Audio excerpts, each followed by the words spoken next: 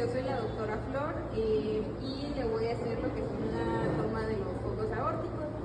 Así que si me da permiso de tocar un poco su tórax.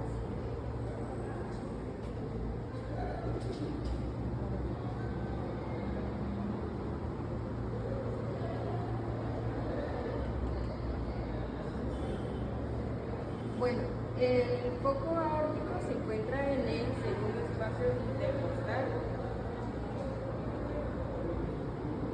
en el borde esternal derecho.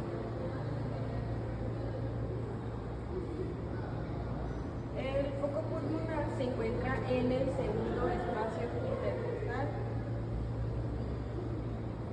izquierdo, en el borde esternal.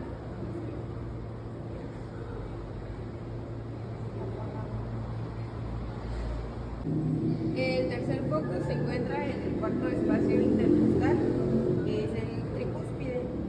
Este se encuentra en la parte inferior del borde esternal del lado izquierdo.